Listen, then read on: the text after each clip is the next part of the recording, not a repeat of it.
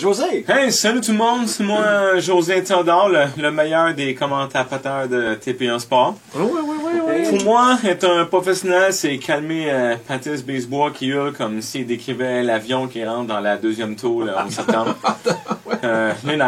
Pat, dépompe, là, c'est juste un dégagement refusé. Là, si tu le voyais pas pendant les annonces plaquer les techniciens puis dropper les feuilles devant la maquilleuse en l'invitant à se battre, ça sera pas beau dans les playoffs, mettons. Il faisait pas trop sur la glace non plus, dropper, hein, non? C'est pas un dopeux. C'est pas un dopeux, non. Mais là, Michel, c'est un jeu autiste dans l'histoire des Super Amis. Un de plus, hein, un jeu autiste.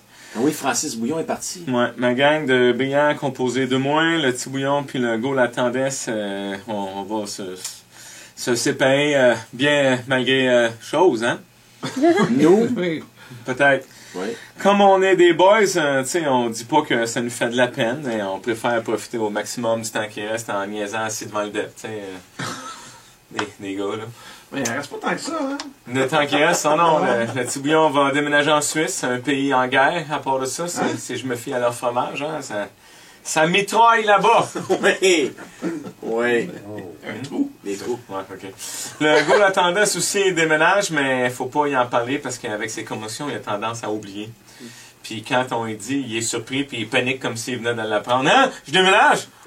Et non, il va mollo avec lui, c'est un pas à la fois. C'est ça. Tantôt, on était dans le repère secret de la cave à Guillaume, mais c'est sur le congélateur en face du deuxième frigidaire plein de canettes de liqueur.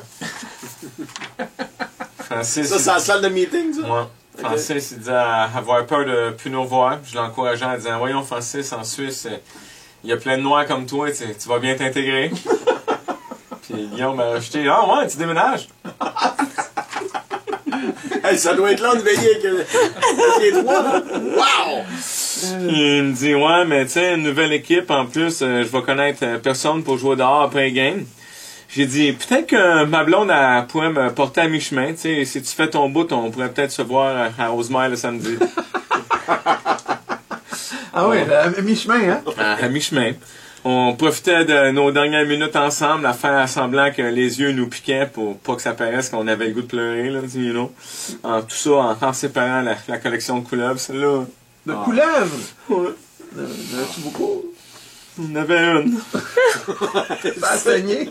Ça a fait du dégât.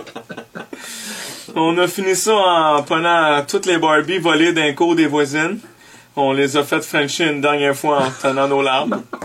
Puis on les a mis dans un tas pour les faire flamber avec une loupe puis symboliser la fin de notre enfance. Ah, c'est dur. Après 20 minutes sans même une petite flamme, on a juste pissé dessus finalement. C'est trop long. Oui. C'est ça, Michel. C'est vraiment la fin, là.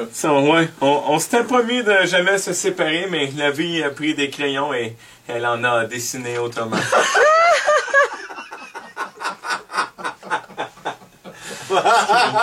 Ce qui m'a fait comprendre qu'une promesse faite avec une poignée de main pleine de crachats, ça n'a pas vraiment de garantie. Pas au niveau légal, en tout cas.